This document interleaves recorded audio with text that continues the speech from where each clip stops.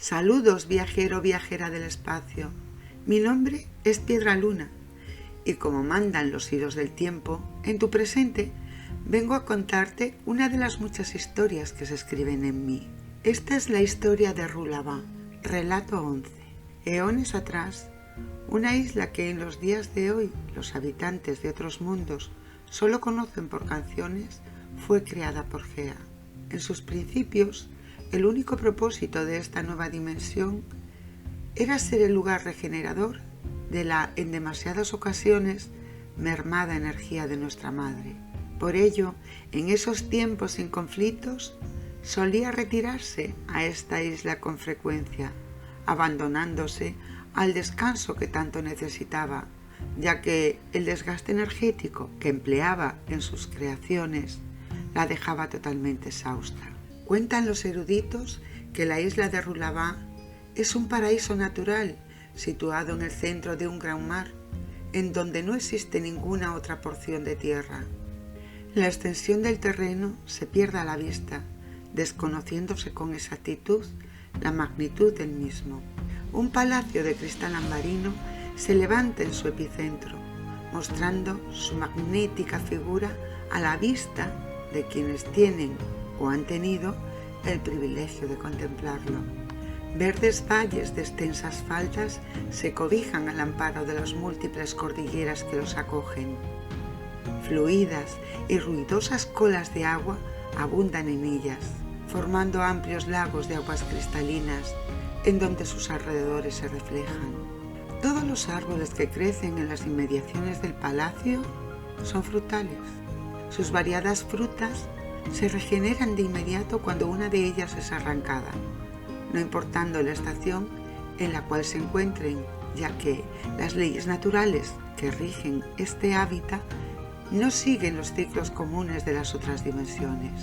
La isla de Rulabá permanece oculta a ojos mortales, siendo parte esencial de todo ese complejo entramado dimensional que alberga la Tierra de las Puertas. Con el transcurrir de los siglos, a medida que la población de la Tierra de las Puertas aumentaba en territorios y especies, Gea, por falta de tiempo, pues tenía que prestar más atención a todo lo recién nacido, otorgó la protección de Rulabá a 9 de sus mejores ninfas, poniendo al frente de todas ellas a Morgun, la más poderosa.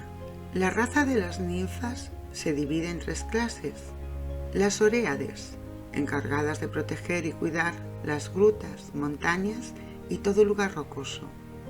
Las Dríades, custodias de todo tipo de árboles. Por último, las Náyades, salvaguardas de todo cuerpo de agua dulce. Concretamente, Morgun pertenece a la clase de las Dríades. Es muy hermosa, de talle esbelto y elegante. Largos cabellos de tonos verdes le caen caracoleados hacia su estrecha cintura. De ojos grandes con la tonalidad de la miel, espesas y largas pestañas que se arquean hacia el inicio de sus anchas, pero bien definidas cejas. Su piel de tono bronce mantiene una perfecta calidez con el conjunto de sus formas. Su voz, suave y tranquila, atrae la atención de aquellos que tienen el privilegio de escucharla. Es en esta misteriosa isla en donde permanece el cuerpo durmiente del rey Arteón. El rey Arteón era muy querido por los suyos, pues tenía fama de ser firme, pero a la vez siempre justo. Libró grandes batallas en defensa de los pueblos más débiles, ofreciendo siempre a sus tropas, comandadas por él, en defensa de aquellos territorios que más lo necesitaban.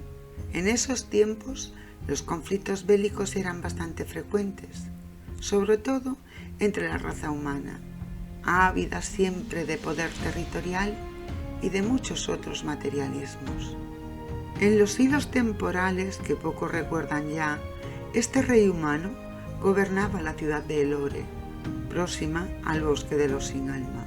Una mañana llegó a palacio un grupo de lugareños solicitando audiencia urgente con el soberano. Después de exponer los hechos que tanto les preocupaban al gobernador de palacio, este, un tanto inquieto por las turbadoras noticias recibidas, se apresuró a poner en conocimiento del rey la gravedad del asunto. Sin apenas demora, fueron recibidos casi de inmediato en el salón del trono. Al parecer, los habitantes más próximos al bosque de los sin alma estaban desapareciendo con mucha más frecuencia de lo habitual. Dato preocupante que alertó a sus gentes.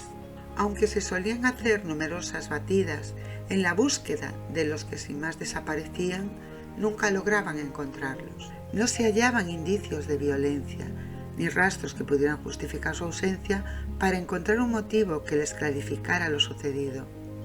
Simplemente un día estaban y al día siguiente ya no.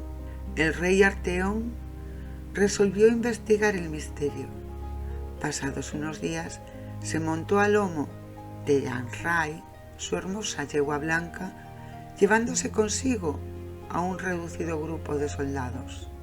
No sabía a ciencia cierta con lo que se iba a encontrar, pero decidido a resolver aquel enigma, se adentraron en la profundidad del camino en sombras con el fin de averiguarlo. Morgún se encontraba por las inmediaciones con un grupo de ninfas que siempre la acompañaban en sus viajes de recolección. Necesitaba unas raíces muy raras que solo crecían en aquel paraje, pues le urgía encontrarlas para elaborar un complicado hechizo de protección natural. Cuando estaban procediendo a la recolección de dichas raíces, fueron alertadas por unos gritos agónicos que procedían del camino central, casi rozando el umbral de aquel bosque maldito. Abandonando lo que estaban haciendo, se acercaron con precaución y lo que presenciaron las dejó atónitas. Los soldados que todavía quedaban en pie luchaban contra un ser de aspecto abominable. El rey Arteón blandía con sus dos manos la flamante espada generacional que había pertenecido a su padre, asestando con furia ágiles y potentes golpes a aquel ser deforme. Pero éste no se amilanaba, más bien todo lo contrario. De cada corte recibido salía un humo extraño, quien terminaba replicando una copia exacta de sí mismo. Su tamaño era bastante menor, casi de igual estatura que la de sus combatientes. Estas repetidas formas permanecían inmóviles, sujetas al suelo, mientras se iban moldeando en adamantina materia. Cuando alcanzaban un número de 6, la horripilante deformidad con la cual luchaban el rey y sus soldados se descomponía en negras partículas, evaporándose en el aire. Era entonces cuando, con inusitada rapidez, las copias cobraban vida, uniéndose entre sí para formar nuevamente al ser que se había evaporado. La lucha resultaba agotadora, pues desconocían cómo podían abatirlo. De esta manera, ante el desgaste continuo de sus fuerzas, fueron cayendo los cuerpos sin vida de aquel reducido pelotón. Solo 3 de los soldados y el rey se mantenían firmes en la lucha, cuando Arteón, en un gesto de valentía desesperada, se lanzó con rabia hacia aquel desconcertante ser. Pero éste lo lanzó varios metros por los aires, haciendo que cayera inconsciente al suelo. Ese fue el instante que aprovechó Morgún para lanzar desde la distancia un hechizo de espejo engañoso, el cual hizo que aquella abominable criatura empezara a luchar contra sí misma, alejando durante unos instantes la atención sobre el rey y sus soldados. Dicha distracción sirvió para que Morgún y sus ninfas cubrieran el entorno con un manto de invisibilidad, pudiendo rescatarlos de aquel maldito entorno. Los soldados que permanecían con vida, aunque heridos, regresaron a la ciudad de Lore por recomendación de Morgún, dejando a su rey al amparo del grupo salvador. Las ninfas hicieron una invocación de transporte, el cual facilitó el traslado del agonizante herido a la mágica isla de Rulabá. Cuando llegaron a uno de los puntos de entrada de Rulabá, sonaron los cuernos que anunciaban el regreso de las ninfas, añadiendo 4 sonidos más al final para advertir a la población que un extranjero las acompañaba. Mientras ellas esperaban al pie del faro norte la ayuda que necesitaban para el transporte del rey, viendo que las heridas no dejaban de sangrar en abundancia, se apresuraron a taponarlas con hierbas regenerativas, evitando así que el inconsciente humano se pudiera desangrar. La ayuda no se hizo esperar, pues al poco numerosos lugareños se personaron en el lugar. Como si de un ritual se tratase, unos ciervos blancos de grandes dimensiones aparecieron en la distancia, portando en sus lomos unas anchas cintas de raso que sujetaban entre ellas un mullido lecho. Aquel peculiar transporte era del todo frontal. Acomodaron al rey en él, y los ciervos, a paso lento, con un toque de solemnidad, se encaminaron rumbo al palacio, seguidos por las ninfas y los demás habitantes del lugar. Una vez alcanzado el umbral del palacio Safnin, al pie de sus anchas escaleras, todos se detuvieron. Un numeroso grupo de oréades retiró con cuidado los rasos que sujetaban los ciervos, al tiempo que unos faunos tomaban el relevo del transporte. Morgun los condujo hasta la sala dorada, en donde dejaron al rey Arteón sobre una mullida cama. Aquella estancia veía potenciar su tonalidad zambarina gracias a los luminosos rayos solares que se filtraban a través de sus amplios ventanales, los cuales miraban a los jardines floridos del exterior. En aquella alcoba solo permanecieron junto al rey 3 dríades de rango superior y Morgun, la soberana de Rulabá. Pasados unos días, después de intentarlo todo para que el rey Arteón recuperara la consciencia, ante la imposibilidad de conseguirlo, dictaminaron que no había remedio posible en aquel tiempo para devolverle el conocimiento, por lo cual Morgun y sus 3 dríades, con el fin de preservar su vida para el futuro, le concedieron la inmortalidad. Pero, para que esto fuera posible, tuvieron que sumirlo en un hechizo de sueño reparador, del cual profetizaron que despertaría cuando la tierra de las puertas estuviera en grave peligro. En una emotiva ceremonia asearon su cuerpo, vistiéndolo posteriormente con las mejores galas que correspondían a su rango real. Su flamante espada le fue depositada encima, haciendo que sus manos superpuestas la sujetaran sobre el pecho. Desde entonces, Morgun personalmente vela el cuerpo del rey dormido hasta que llegue el momento de su despertar. Para conmemorar el día en que el valiente rey humano se enfrentó sin saberlo a la oscuridad más antigua de la tierra de las puertas, en cada ciclo de ese mismo día, un pequeño grupo de seres especiales son elegidos de entre todas las razas existentes con una invitación para que puedan formar parte de los habitantes de la isla. En el caso de que estos acepten, serán conducidos hasta la puerta dimensional que los trasladará a la estrecha franja de tierra antesala del mar de brumas, donde solo se puede ver una niebla infinita. A los seres que consiguen pisar la tierra de Rulabá se les devuelve la juventud para así formar parte de los inmortales que la habitan. Pero aquellos elegidos que aceptan este reto solo tienen 2 maneras de alcanzar dichos regalos. La más inmediata es que uno de los seres mágicos que habitan Rulabá escoja entre aquellos que han sido elegidos a uno de ellos, considerando que este ser es merecedor de ocupar un lugar en la isla sin tener que pasar por las pruebas que se le solicitarán a los restantes. En esta elección no juega ningún papel importante las dotes físicas. Lo que realmente se valora son las acciones que durante su tiempo vivido haya hecho para bien de los demás. Este es el procedimiento a seguir. El ser que selecciona aparece solo ante los ojos del seleccionado, desapareciendo con él de inmediato.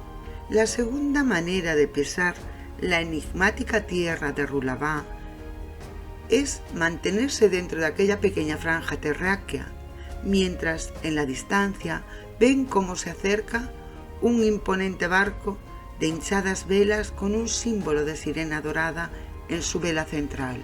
La embarcación misteriosa aparece y desaparece con intermitencias, haciendo que con cada una de ellas se vea más cerca de la orilla en la que permanecen los que esperan.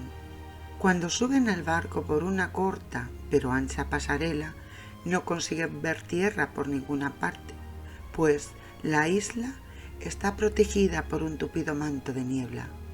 Para que esa apretada cortina se disipe, antes tienen que afrontar un reto nada fácil.